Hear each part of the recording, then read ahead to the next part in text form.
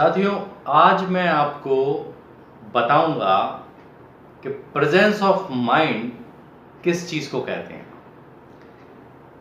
अगर आप वकालत में या किसी भी व्यवसाय में जाते हैं तो जब तक पुराना जो सीखा हुआ आपका जो भी आपने सीखा है, अगर वो चीज़ आपको वक्त और मौके पर याद नहीं आती है तो फिर वो ज्ञान आपके किसी भी मतलब का नहीं है। मैं आपको एक उदाहरण के तौर पर बताना चाहता हूँ कि एक 22 साल की महिला का सिजेरियन ऑपरेशन हो रहा था और उस ऑपरेशन में उसने 2 जुड़वा बच्चों को जन्म दिया था। ऑपरेशन हो गया, उसके बाद में डॉक्टर्स को परेशानी आ रही थी क्योंकि उस महिला को हैवी ब्लीडिंग हो रही थी और ब्लीडिंग किसी भी तरह से रुक नहीं रही थी। क्लॉटिंग उसके शरीर में नहीं हो पा रही थी, जिसकी वजह से वो उस ऑपरेशन को पूरा नहीं कर पा रहे थे और ब्लड लॉस उसका शुरू हो गया था। डॉक्टर्स की सारी कोशिशों के बावजूद भी उस महिला की जान बचाना बड़ा मुश्किल हो रहा था क्योंकि उसका खून बंद नहीं हो रहा था। एक नर्स थी जो 11 साल पहले उसने कोई ट्रेनिंग की थी। उस ट्रेनिंग में उसे कुछ चीज़ें बताई गई थी जो उसे याद थी। उसने एक ऐसा तरीका बताया जिससे सारी प्रॉब्लम दूर हो गई और वो महिला ठीक हो गई, ऑपरेशन सक्सेसफुल हो गया। ये चीज़ कैसे हुई वो मैं आपको बताऊंगा। उस महिला ने डॉक्टर्स की टीम को ये सजेशन दिया कि आप इस महिला को, इसका जो बच्चा पैदा हुआ है उस बच्चे से अगर उसकी फीडिंग कराते हैं तो ऐसी कंडीशन में क्लॉटिंग होना शुरू हो जाएगी इसकी बॉडी में। तो डॉक्टर्स को ये हास्यास्पद लगा, उनको मजाक लगा, ऐसा लगा कि ये इस फॉर्मूले से कुछ नहीं होने वाला, ये सिर्फ एक फालतू की चीज़ है। लेकिन उस महिला ने पूरे विश्वास के साथ बोला कि नहीं, ऐसा नहीं है, आप ऐसा करके देख लीजिए, करके देखने में क्या हर्ज है। जब डॉक्टर्स ने ऐसा किया तो सभी आश्चर्यचकित हो गए और उस महिला का ऑपरेशन सक्सेसफुल हो गया, उसकी ब्लीडिंग रुक गई। तो ये सब प्रेजेंस ऑफ माइंड की वजह से हुआ। यानी उस महिला ने 11 साल पहले अपनी ट्रेनिंग में ये पढ़ा था और समझा था और सीखा था कि अगर किसी महिला की ब्लीडिंग हो रही हो तो कैसे वो ब्लीडिंग को रोका जाएगा, तो उसको वो चीज़ याद आ गई। ऐसे ही मैं आपको एक उदाहरण देना चाहता हूं कि मैंने एक 376 आईपीसी का केस जीता था और वो भी प्रेजेंस ऑफ माइंड की वजह से। मेरे गुरु ने, जब मैं नया नया वकालत करने गया तो उन्होंने सबसे पहले मुझे एक फ़ाइल दी। उस फाइल में 376 के क्रॉस एग्जामिनेशन लगे हुए थे उस महिला के जिसने आरोप लगाया था आरोपी के ऊपर कि उसने उसके साथ बलात्कार किया है।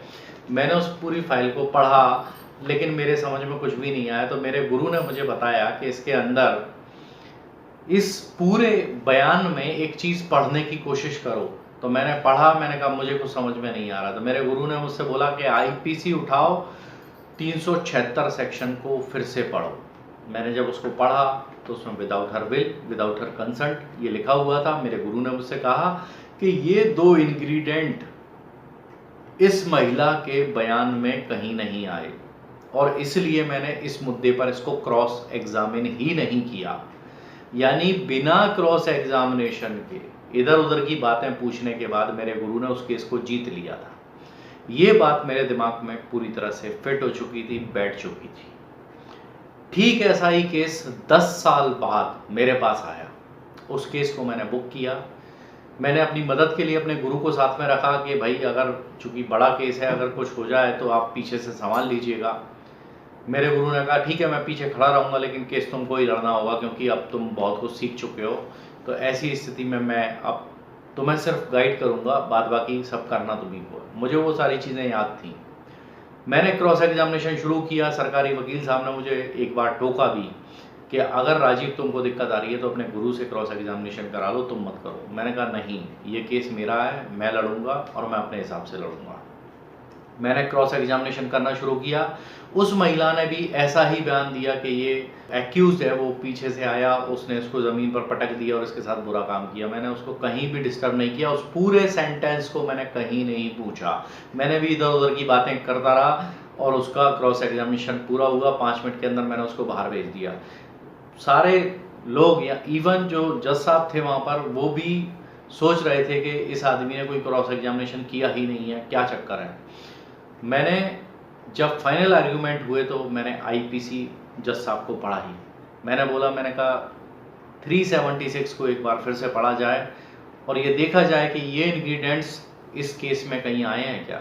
इस महिला ने कहीं भी नहीं कहा कि मेरी इच्छा के विरुद्ध इस व्यक्ति ने मेरे साथ बुरा काम किया। उसने कहीं भी नहीं बोला कि इसने मेरी सहमति के बिना मेरे साथ ऐसा किया, उसने कहीं भी नहीं बोला। जब नहीं बोला है तो फिर 376 का ये एक्यूज्ड कैसे हो सकता है।